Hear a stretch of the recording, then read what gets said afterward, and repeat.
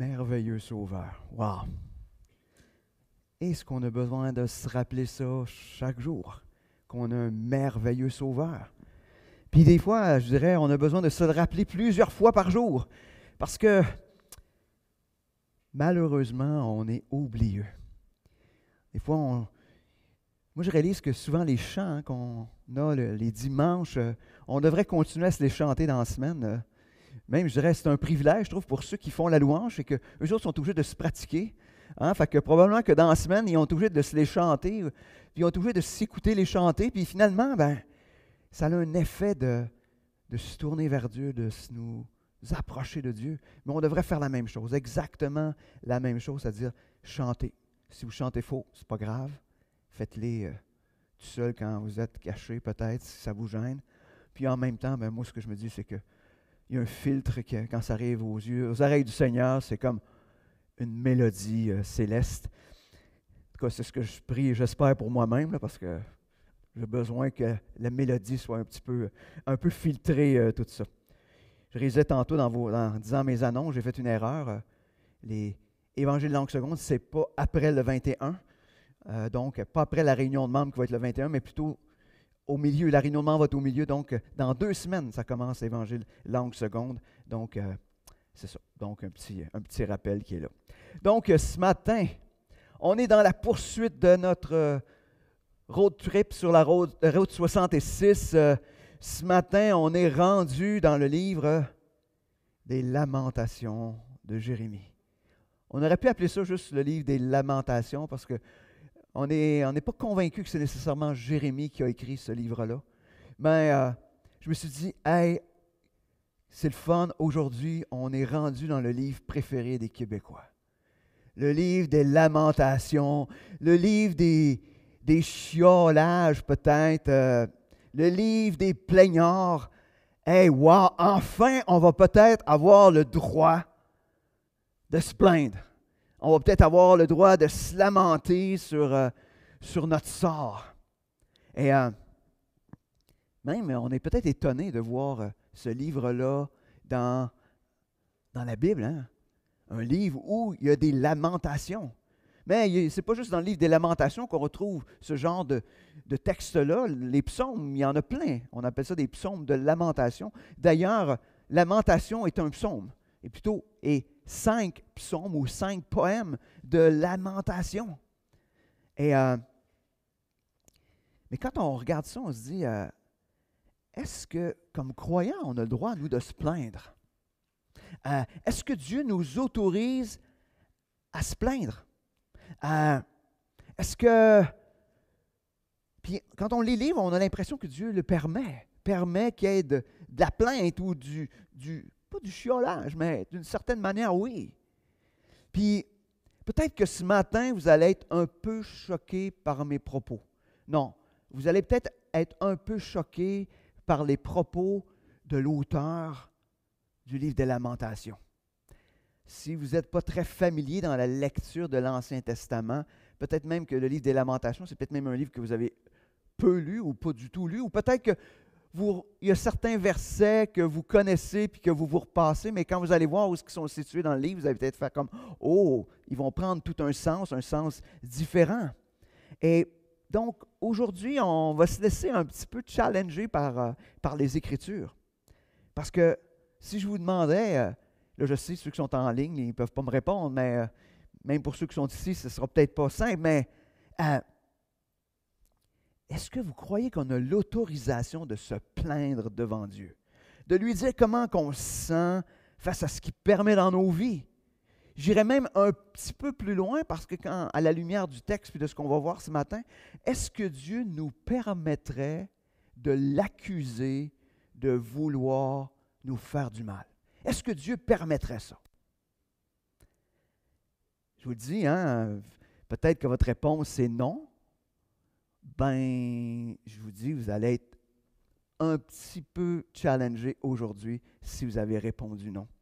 Parce que le livre des Lamentations va exactement là-dedans. Donc, ça se peut que ça nous fasse vivre un petit malaise, mais on va regarder ce matin un homme que lui ne se gêne pas de répandre son cœur devant Dieu, de lui dire ses affaires, d'être vrai, avec des termes qu'on n'oserait sûrement pas utiliser aujourd'hui dans nos prières. En tout cas, quand on va regarder la prière qu'on a ce matin, je ne suis pas sûr qu'on se sentirait à l'aise de s'exprimer devant Dieu avec les mots qui sont dans ce texte-là. Fait que ce matin, est-ce que vous êtes prêts à vous faire un peu ou beaucoup challenger pas par moi, par les Écritures, parce qu'on va juste plonger dans ce que les Écritures ils sont là. Juste peut-être nous rajouter quelques éléments sur le livre des Lamentations. Comme je vous ai dit, c'est 5 poèmes ou 5 prières au chant de lamentation.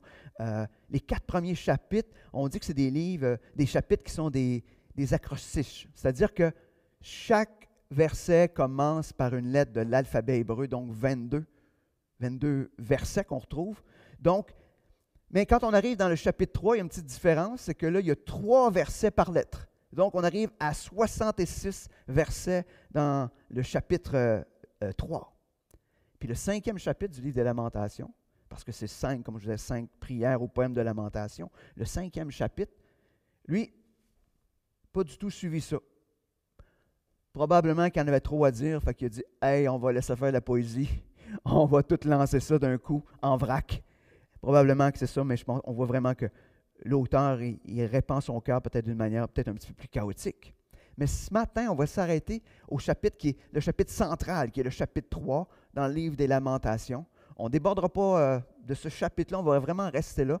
C'est un chapitre qui est central, qui est aussi plus long que les autres chapitres, mais parce que je pense que c'est aussi l'idée centrale du livre des Lamentations. Donc ce matin, on va vraiment s'arrêter dans ce 3e chapitre-là. On pourrait dire que ce chapitre-là, je vais essayer je vais le diviser rapidement, mais juste pour qu'on comprenne un petit peu. Il commence dans les 18 premiers versets, c'est comme une plainte individualiste. Et puis c'est là qu'on va voir comment il répand son cœur. Après ça, il y a vraiment une transition, on voit vraiment comme du passe du désespoir à l'espérance. Après ça, on voit vraiment où il voit toute la souveraineté de Dieu sur la souffrance.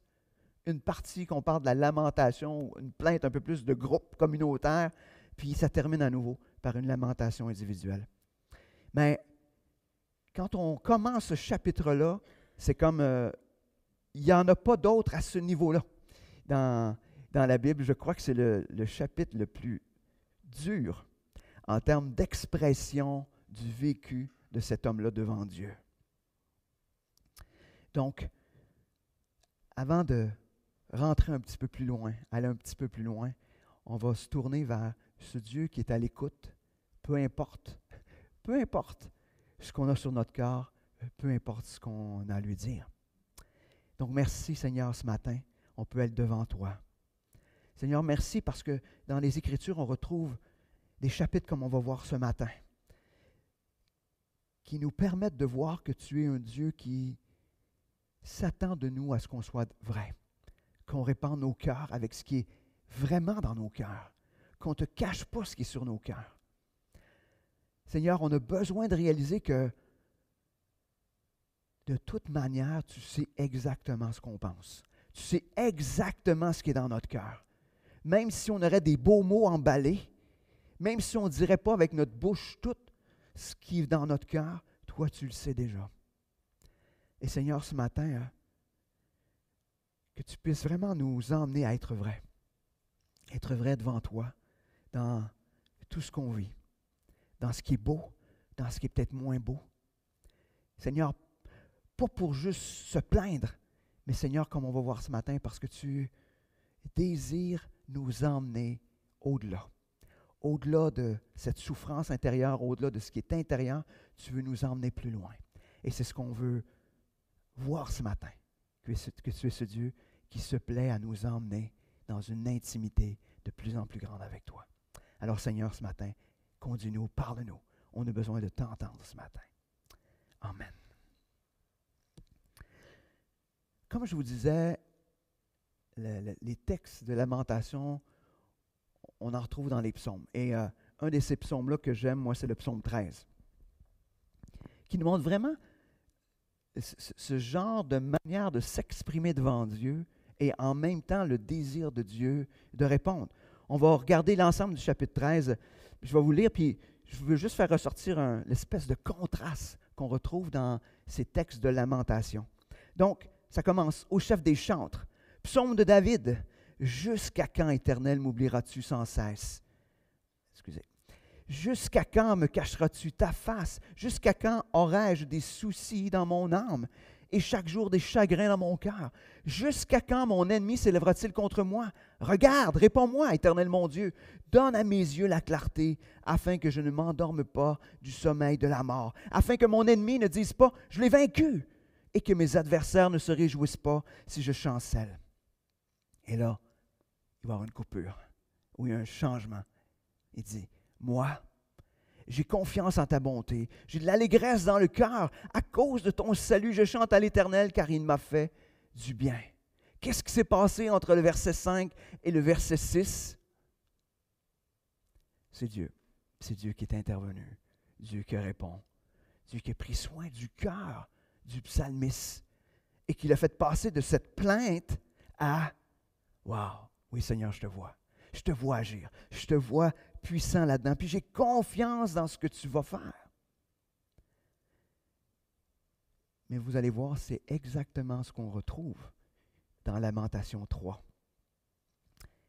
Donc, je vous invite à ouvrir vos Bibles, Lamentation, chapitre 3. Comme je dis, on va être dans ce chapitre-là. Et on va voir que l'auteur va autrement plus loin que ce qu'on vient de lire dans le psaume 13. On va l'écouter répandre son cœur devant Dieu, puis vous allez voir, il ne cache absolument rien de ce qu'il pense. Et quand on lit ce texte-là, on est en train de se dire, wow, OK, il sait vraiment que ça ne vaut pas la peine de cacher quoi que ce soit devant Dieu, parce que Dieu sait toutes choses. Et vous allez voir. Donc, on va lire les 18 premiers versets.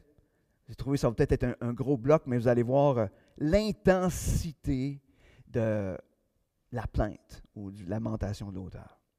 « Je suis un homme qui a vu la misère. Sous la verge de sa fureur, il m'a conduit, mené dans les ténèbres et non dans la lumière. Contre moi, il tourne et retourne sa main tout le jour. Il a fait dépérir ma chair, ma peau. Il a brisé mes os. Il a bâti autour de moi. Il m'a environné de poison, de douleur. Il me fait habiter dans les ténèbres comme ceux qui sont morts dès longtemps. Il m'a entouré d'un mur pour que je ne sorte pas. Il m'a donné de pesantes chaînes. J'ai beau crier, implorer du secours, il ne laisse pas accès à ma prière. Il a fermé mon chemin avec des pierres de taille. Il a détruit mes sentiers. Il a été pour moi un ours en embuscade, un lion dans un lieu caché. Il a détourné mes voies. Il m'a déchiré. Il m'a jeté dans la désolation. Il a tendu son arc. Il m'a placé comme un but pour sa flèche. Il a fait entrer dans mes reins les traits de son carquois. Je suis pour tout mon peuple un objet de raillerie, chaque jour l'objet de leurs chansons. Il m'a rassasié d'amertume, il m'a enivré d'absinthe. Il a brisé mes dents avec des cailloux. Il m'a couvert de cendres. Tu m'as enlevé la paix, je ne connais plus le bonheur. Et j'ai dit, ma force est perdue, je n'ai plus d'espérance en l'Éternel. Ouf! Est-ce que vous oseriez dire ces choses-là devant Dieu? Il porte plein d'accusations envers Dieu. Il est en train de dire que Dieu le dirige dans une mauvaise direction, qu'il garde dans des ténèbres, qu'il sert de lui un petit peu comme un punching bag, qu'il le détruit, qu'il l'isole, qu'il est en train de l'enchaîner, qu'il ne l'écoute pas, qu'il met une embuscade contre lui, qu'il se sert de lui comme une cible, avec la flèche, puis wow! Et qui le rend amer, et en bon québécois, qui lui casse la gueule avec une roche. Il a volé sa paix, son bonheur. Il est à une étape où il espère absolument plus rien de Dieu. Qu'est-ce que vous en pensez? Est-ce que vous auriez osé dire la même chose? Peut-être que vous avez entendu ça, puis vous avez dit, peut-être que ma bouche aurait pu dire ça. Peut-être. Mais ce qui est fascinant, c'est que vous allez voir, est-ce que la foudre, elle est tombée sur la hauteur? Est-ce qu'il a été anéanti, détruit? Est-ce que Dieu il a été choqué et a dit, ça va faire? Hein? Tu n'as pas le droit de m'accuser de ça. Est-ce que vous pensez que c'est ce que Dieu va faire? Si c'est ce que vous pensez qu'il va faire, vous allez être déçus. Dieu ne semble pas tenir compte de toutes ces accusations qui sont des accusations lourdes. Imaginez envers Dieu. Ce que Dieu veut, c'est qu'on soit vrai. Imaginez. Ça, c'est être vrai. Moi, quand je lis ça, c'est dur d'être plus vrai que ça, là. Puis des fois, à nous, on ne le dit pas, tu sais. Mais intérieurement, on est déçu. On est déçu de Dieu. On est déçu qu'il n'a pas permis ça. On est déçu que ça ne se passe pas comme on veut. On est déçu. Mais jamais qu'on va dire à Dieu, je suis déçu de ce que tu fais dans ma vie. On ne dit pas ça. Parce que, tout d'un coup, qu'est-ce qu'on a appris, hein? Est-ce que l'Évangile nous a emmenés à dire, il ne faut pas être vrai, il faut cacher nos vraies affaires. Comme si Dieu n'était pas au courant. Comme si Dieu n'était pas au courant. Mais ce qui se passe, c'est que Dieu veut nous conduire au-delà de la plainte. Il est prêt à l'entendre, pas parce qu'il dit « Ah, c'est le fun de continuer à te plaindre », parce que le texte ne vise pas non plus à dire « OK, si tu veux te plaindre devant Dieu, vas-y, plains-toi toute ta vie. Go, mon homme. Ça te fait plaisir, plains-toi. Ça va te faire du bien, plains. » Non, non. Dieu autorise ou permet la plainte dans ce cas-là, et même dans nos vies, parce que Dieu veut faire quelque chose au-delà de cela, au-delà de cette plainte-là. Il veut nous conduire au-delà de ce qu'on peut vivre, au-delà des reproches. Et si on arrêterait là, puis malheureusement, ça m'attriste des fois parce que je réalise que des fois, comme personne, on est dans cette plainte-là. Ah ouais, moi, Dieu ne permet pas ça dans ma vie. Moi, Dieu ne veut pas ça. Moi, Dieu ne veut pas ça. On ne le dit pas à Dieu, mais on le dit à tout le monde autour de nous que Dieu ne veut pas des affaires dans nos vies, tu sais. Mais si, au lieu de juste le répandre un petit peu partout, on allait devant Dieu et on disait, Dieu, pourquoi tu ne veux rien savoir de moi? Pourquoi tu fais ça dans ma vie?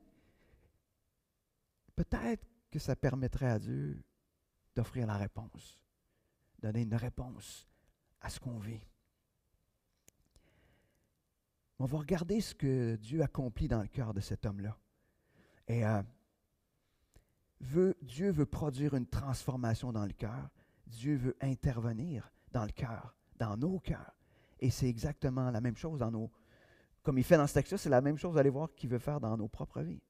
Et là, on va arriver à un texte que vous connaissez. Et là, vous dites, ah oui!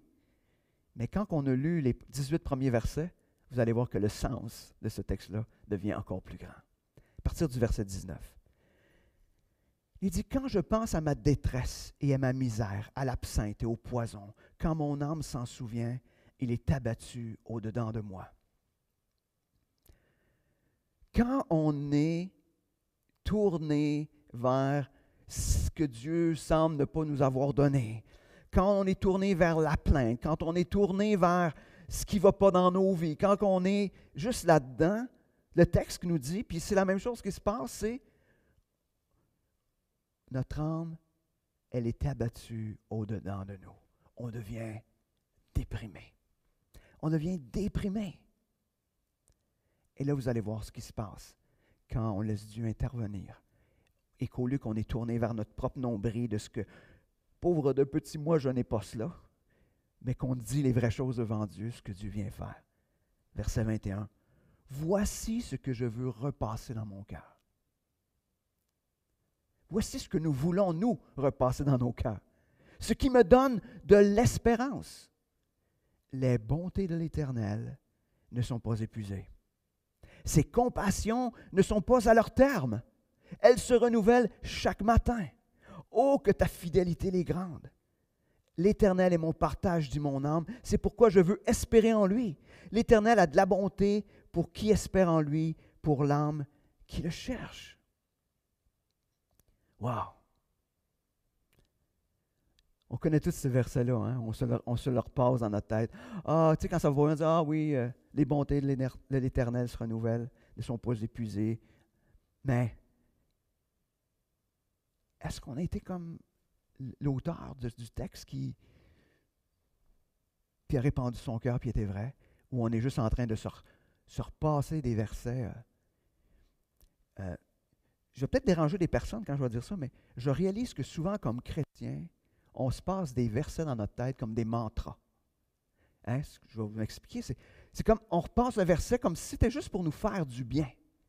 Puis là, des fois, on est des années à se repasser le même verset, puis ça ne fait pas de bien.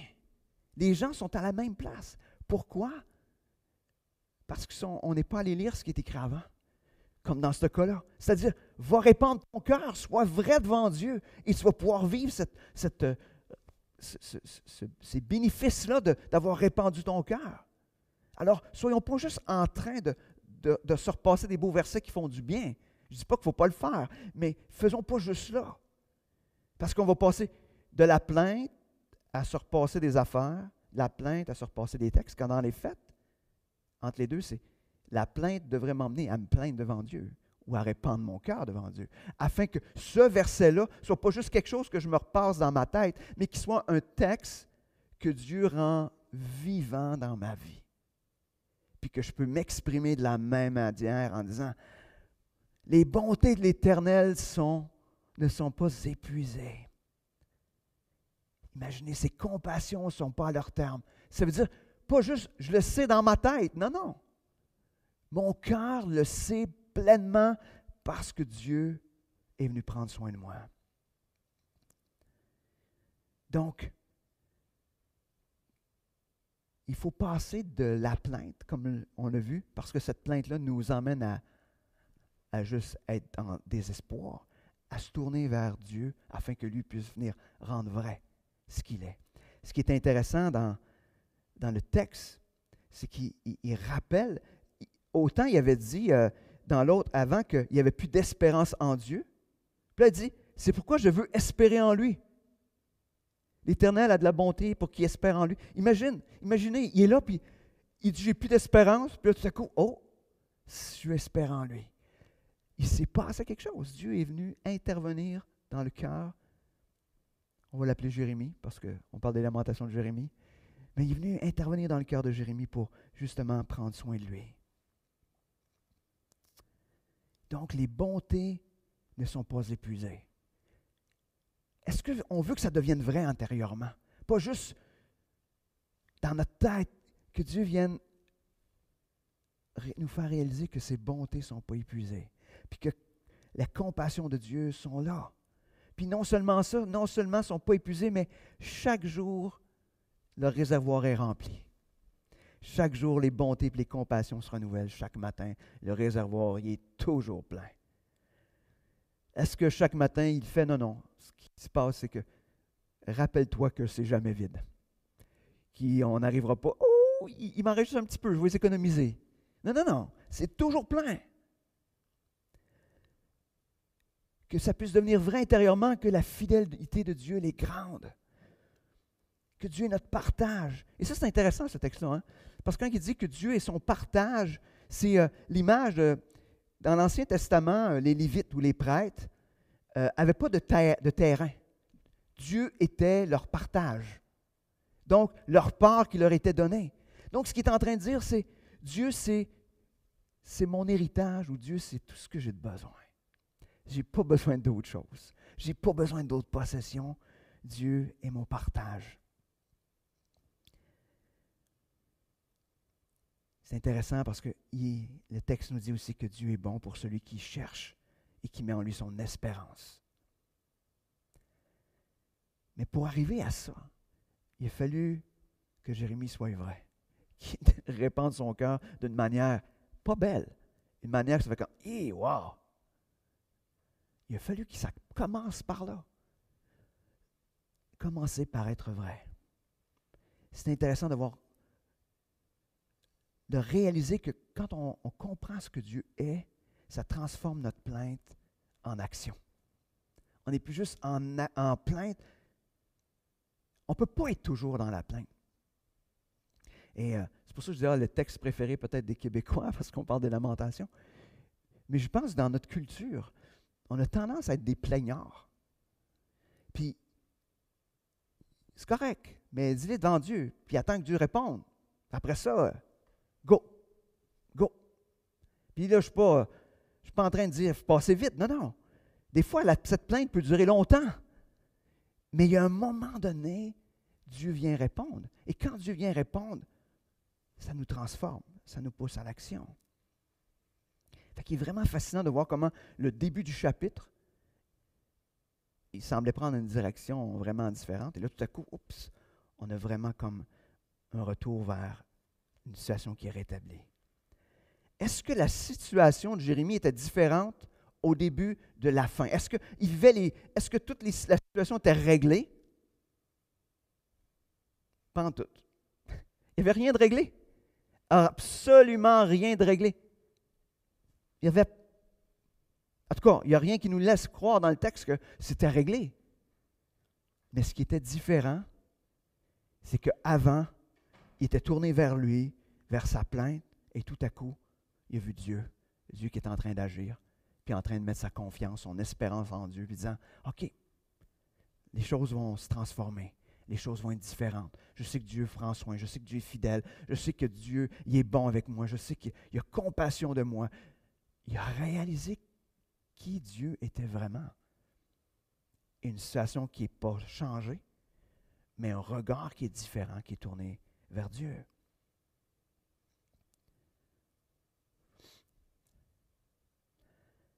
Et je crois que c'est exactement la même chose qui nous arrive lorsqu'on se tourne vers Dieu, puis qu'on laisse Dieu parler à nos cœurs. Je pense qu'on n'attend pas assez. Je pense qu'on est souvent, comme la suite du texte nous dit à partir du verset 26, ça commence, « Il est bon d'attendre en silence le secours de l'Éternel. Il est bon pour l'homme de porter le joug dans sa jeunesse. Il se tiendra solitaire, silencieux, parce que l'Éternel lui impose. Il mettra sa bouche dans la poussière, sans perdre toute espérance. Il présentera la joue à celui qui le frappe et se rassasiera d'opprobre. » Imaginez, il est capable, après coup, là, d'attendre en silence le secours de l'Éternel. Il n'était pas très silencieux au début du texte, mais une fois qu'il a répandu son cœur, puis que Dieu est venu commencer à prendre soin de lui, il est capable d'attendre en silence. Avant de passer, avant que les choses se passent, à un moment donné, il faut être en silence pour écouter ce que Dieu a à nous dire. Aujourd'hui, on fait les choses tellement vite. Des fois, on est là, puis on prend notre Bible, puis on dit, OK, aujourd'hui, il faut que je lise mon chapitre. Si on prend le temps aujourd'hui de le lire, mais mettons qu'on le lit. Là, puis là, OK, j'ai 5 minutes.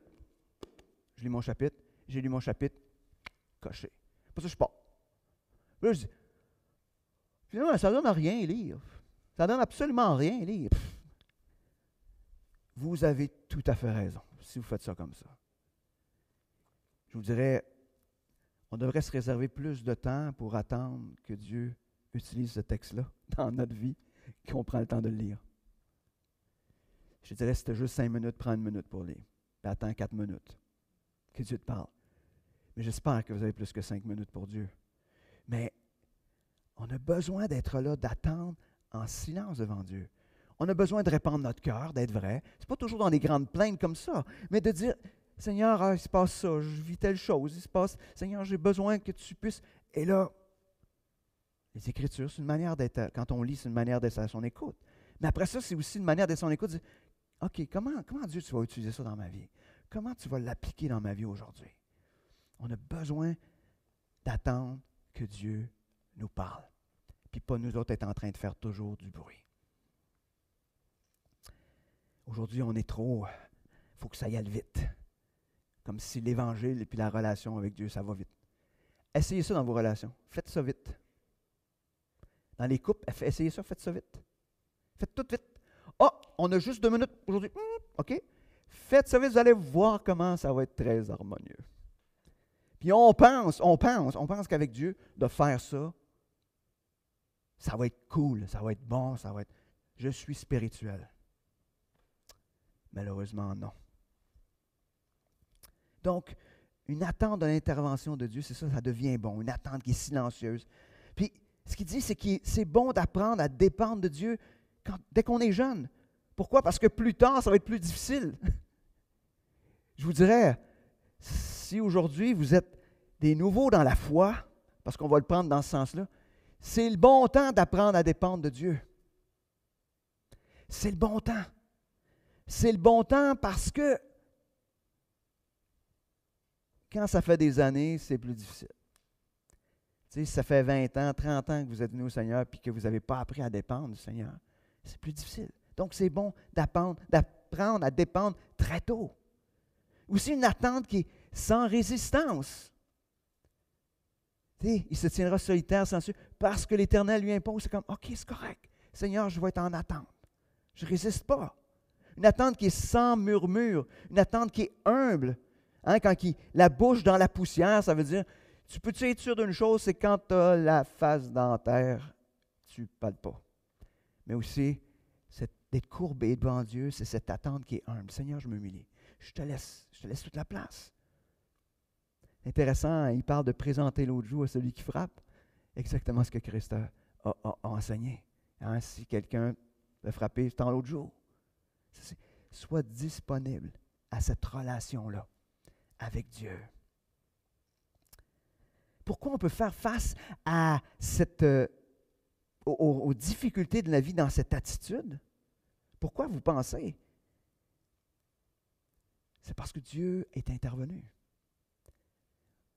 Si tu dis « Ah, moi, je ne suis pas capable », c'est parce que tu n'as pas attendu ou tu n'as pas eu cette réponse de Dieu, ou Dieu n'est pas venu prendre soin de ton cœur, il n'est pas venu prendre soin de ce que tu vivais. Parce qu'on n'a pas pris le temps. On n'a pas pris le temps d'avoir cette révélation-là de Dieu. Tournons au verset 31 dans Lamentation 3. Ce qui est intéressant, c'est que quand on est dans cette attente-là auprès de Dieu, Dieu vient se révéler de plus en plus à nous. Nous ne devrions pas être capables de dire, moi aujourd'hui, j'ai la même connaissance de Dieu que j'avais il y a 10 ans. Si c'est le cas, ça veut dire que vous n'avez pas été en relation avec lui pendant 10 ans. Nous devrions être capables de dire, j'ai aujourd'hui une meilleure connaissance de Dieu que je l'avais hier. Ça devrait être comme ça. Parce que dans cette intimité-là, on se connaît de mieux en mieux. Donc, à partir du verset 31, on voit vraiment Dieu qui s'est révélé d'une manière toute particulière à Jérémie. Car le Seigneur ne rejette pas à toujours. Oh! Dieu, OK, on peut vivre des temps difficiles, mais il y a une fin. Hein? C'est ce qu'il comprend de Dieu. Mais lorsqu'il afflige, il a compassion selon sa grande miséricorde. Donc, ce qu'il est en train d'apprendre, c'est non seulement, oui, Dieu corrige, Dieu permet des épreuves dans ma vie, mais en même temps, il y a compassion.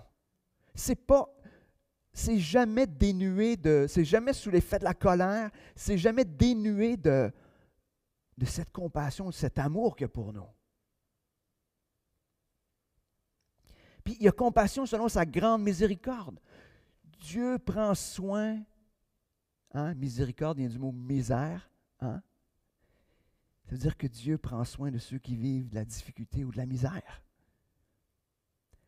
Et même il va encore plus loin, verset 33, il dit « Car ce n'est pas volontiers qu'il humilie et qu'il afflige les enfants des hommes. » Wow! Dieu, il n'est pas là en disant « Hey, moi te les ramasser. C'est le fun un petit, hein? » Dieu, ce n'est pas un Dieu vengeur. Dieu, ce n'est pas un Dieu qui s'élève un matin et dit « Garde là, je vais créer le trouble dans la vie d'une couple de mes enfants. » C'est pas ça. Si pour vous, Dieu est comme ça, désolé, mais vous n'êtes pas en train de suivre Dieu. Vous êtes en train de suivre un autre Dieu, parce que Dieu n'est pas de même. Le texte nous le dit, imaginez, autant, rappelez-vous ce qu'il a dit dans les 18 premiers versets, là. Rappelez-vous ça. C'est encore là. Moi, en tout cas, je m'en souviens, ce qu'il a dit dans les 18 premiers versets. Puis là, il est capable de dire, pourquoi? Parce que Dieu s'est révélé. Il dit, quand on foule aux pieds tous les captifs du pays, quand on viole la justice humaine à la face du Très-Haut, quand on fait tort à autrui, dans sa cause, le Seigneur ne le voit-il pas? C'est mieux qu'une question. Mais c'est une question, comme on trouve souvent dans les Écritures, une question qui inclut la réponse. C'est Dieu voit tout ça. Dieu n'est pas... Puis c'est pas juste, je l'ai vu, mais ça ne me dérange pas. Non, non. Ça implique le fait que Dieu l'a vu, puis il est dérangé par ça. Parce que c'est un Dieu de compassion, un Dieu de grande miséricorde. On n'oublions pas ça. Mais Dieu, il le voit. Ne pensons pas que Dieu, pendant un temps, il dit « Oh, ça, je ne l'ai pas vu aller. » Si on croit que Dieu ne voit pas tout ce qui se passe, on a un problème. Il n'est pas Dieu. Puis en plus, si on pense que Dieu le voit dans l'indifférence, nous ne sommes pas en train d'être à l'écoute de ce que Dieu est. Dieu est un Dieu de compassion et de grande miséricorde. Qui dira qu'une chose arrive sans que le Seigneur l'ait ordonné? Hein, ça nous rappelle aussi comment on doit être humble, hein? C'est-à-dire, arrêtons de penser qu'on est ceux qui ont produit telle affaire, tu sais, puis qui... Hein? C'est Dieu qui permet que les choses arrivent. Et il termine en disant, n'est-ce pas de la volonté du Très-Haut que viennent les maux et les biens? Ça, on n'aime pas ça, hein? Dieu permet des difficultés dans nos vies, puis il permet des belles affaires dans nos vies. Pourquoi? Ah, bien là, c'est toute la question aujourd'hui. Hein? Pourquoi Dieu le permet? Tout simplement parce qu'il veut qu'on se rapproche de lui. Quand tout va bien, remarquez ce qui se passe. Quand tout va bien dans nos vies, qu'est-ce qui se passe? Bien, on est là en train d'oublier Dieu. Donc, il faut se rappeler que tout a commencé parce qu'un homme a été vrai. Il a dit vraiment ce qui était sur son cœur. Puis Dieu vient se révéler petit à petit. À lui vient prendre soin de lui. Il prend soin de lui, il se révèle. Et que j'aurais plein de choses à dire, je réalise que je me suis laissé aller. Mais un des points que je vais peut-être aborder, que je trouve intéressant, c'est que une fois qu'il réalise tout ça, il s'est plaint devant Dieu, Dieu a pris soin de son cœur, Dieu se révèle à lui, l'impact que ça a immédiatement, on le retrouve à partir du verset 39, verset 45.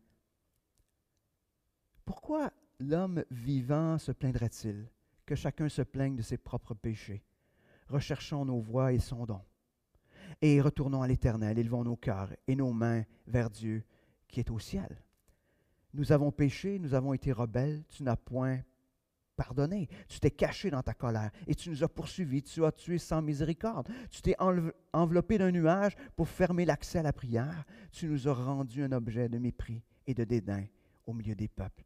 Il continue, mais ce que ça produit dans le cœur, c'est la repentance. C'est-à-dire, j'ai réalisé que je suis en train de te voir pas de la bonne manière. Je suis en train de percevoir les choses et le problème, c'est moi.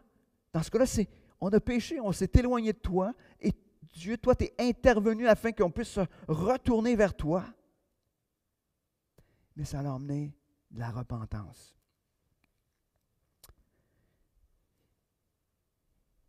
Je vais juste vous rappeler quelque chose qu'on a déjà parlé au niveau de l'Évangile, de la compréhension de l'Évangile. L'Évangile, c'est, on part de ce que Dieu est, ce que Dieu fait. Ça détermine qui l'on est, et qui l'on est détermine ce que l'on fait. C'est clair? On commence demain. Ça commence avec Dieu. Mais dans la réalité de nos vies quotidiennes, on a inversé le schéma. Ce que je fais détermine ce que je suis. Et ce que je suis détermine, ou du moins explique ce que je crois à propos de Dieu, à propos de ce qu'il fait, à propos de ce qu'il est. Et ça, c'est l'inverse. Et quand on est dans la plainte, c'est justement parce qu'on est en train d'inverser le processus. On est en train de dire, ben là, moi, je vis ça, nanana, puis je ne devrais pas le vivre. Dieu, c'est un Dieu vengeur. Dieu, c'est un Dieu colérique. Dieu, c'est un Dieu qui ne m'aime pas. Dieu, c'est un Dieu qui... Peu importe. Mais le retour à l'Évangile, c'est de se repentir puis dire, oh non, c'est pas vrai. Dieu, c'est un Dieu de miséricorde. Dieu, c'est un Dieu d'amour. Dieu, c'est un Dieu de compassion. Puis de se tourner puis dire, OK, si moi je pense ça, ça veut dire que je suis en train d'attribuer à Dieu ce qu'il n'est pas. Donc, j'ai besoin de me repentir. Puis si je me repens, c'est-à-dire que je reconnais que j'ai manqué, puis que je dis à Dieu, Seigneur, c'est moi qui ai fauté. Seigneur, j'ai péché parce que je pense ça à propos de toi. Ce qui se passe, une différence, parce que là, on vient voir, OK, Dieu, c'est un Dieu d'amour, Dieu, c'est un Dieu de compassion, Dieu, c'est un Dieu qui prend soin de moi, Dieu, c'est pas un Dieu qui est indifférent, c'est un Dieu même qui considère, parce que ses bontés se renouvellent. Hein? Ses compassions, ses bontés se renouvellent. Imaginez, là, tout devient différent, et là, on est en train de vivre le fait que Dieu prend soin de nous, et les choses avancent, ou les choses vont mieux. Pas parce qu'ils sont différentes, pas parce qu'ils sont plus faciles, mais parce qu'on fait confiance à Dieu. On n'est pas en train de confronter Dieu sur des choses qui sont fausses. Donc, on a besoin de se rappeler cela. Ne déterminons pas ce que Dieu est ou ce qu'il fait à partir de ce que nous, on vit ou ce qu'on perçoit. Mais laissons Dieu se définir lui-même. Et pour ça, on a peut-être, oui, comme on a vu, commençons par aller devant Dieu. Commençons par être vrai. Puis laissons-lui se révéler comme il est. Mais je vous dis tout de suite, si on fait ça, ça nous conduit irrémédiablement à la repentance. Puis la repentance, c'est pas juste dire, je te demande pardon, c'est comme, Seigneur, non, je ne veux plus penser sur toi. C'est pas vrai. Et ça termine dans la conclusion. La repentance qui conduit au rétablissement de la relation. Lamentation 3, 55 à 59. C'est dit, j'ai invoqué ton nom, ô Éternel, du fond de la fosse. Tu as entendu ma voix. Ne ferme pas l'oreille à mes soupirs, à mes cris. Au jour où je t'ai invoqué, tu t'es approché. Tu as dit, ne crains pas. Seigneur, tu as défendu la cause de mon âme. Tu as racheté ma vie. Éternel, tu as vu ce qu'on m'a fait souffrir. Rends-moi justice. Une situation est changée, mais un cœur transformé. Il est en train de dire, Dieu, tu es un Dieu qui écoute. Ça, c'est vrai. Ça, c'est ce qui est la réalité. Dieu, tu es un Dieu qui s'approche de moi. C'est ça la réalité de ce que Dieu est. Dieu, c'est un Dieu qui rassure. Ça, c'est la réalité de ce qu'il est en train de vivre. Dieu, tu es un Dieu qui défend. Ça, c'est la réalité. Dieu, tu es un Dieu qui rachète. Wow! Dieu, tu es un Dieu qui voit. C'est ce que Dieu est. Et vous voyez le schéma que je vous ai dit tantôt, mais c'est quand on va devant Dieu, on est vrai, il se révèle à nous, et on comprend qui il est vraiment, on se repent, et tout à coup, tout devient différent. Une même situation, inchangée, mais une perception de la réalité qui est vraie, qui est juste. Donc, commençons ce matin par être vrai devant Dieu si vous vivez des choses. Soyons ensuite à l'écoute de voir ce qu'il va nous révéler concernant nos fausses croyances. Soyons prêts à se présenter devant lui avec un cœur repentant.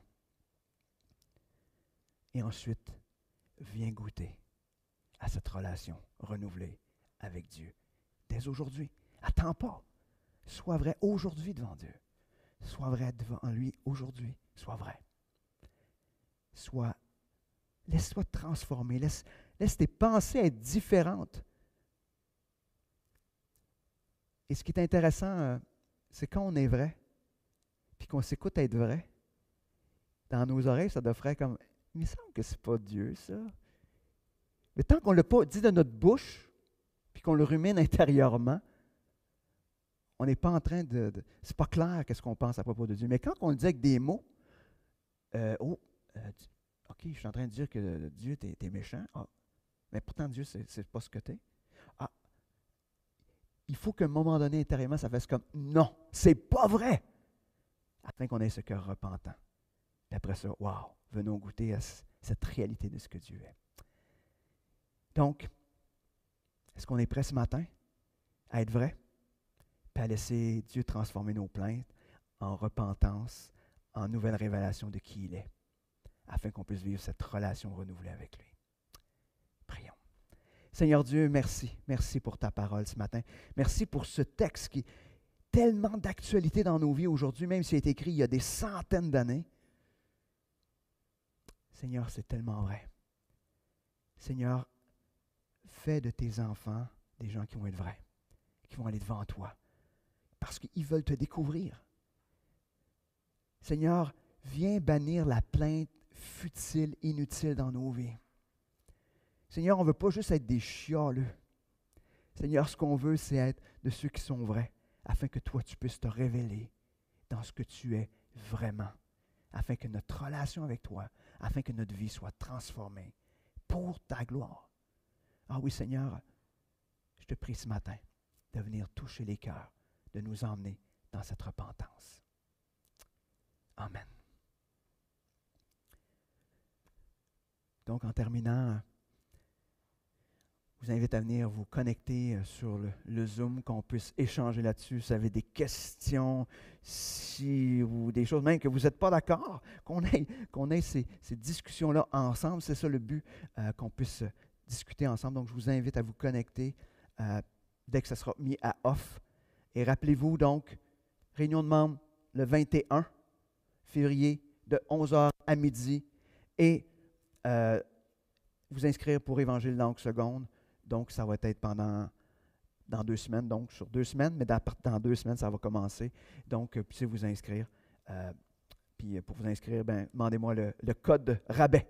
Fait que sur ce, donc, bonne semaine, que Dieu puisse parler à vos cœurs. Et cette semaine, une chose, soyez vrais. Soyez vrais devant Dieu. Bonne semaine à tous et on se voit sur le Zoom ou on se voit la semaine prochaine.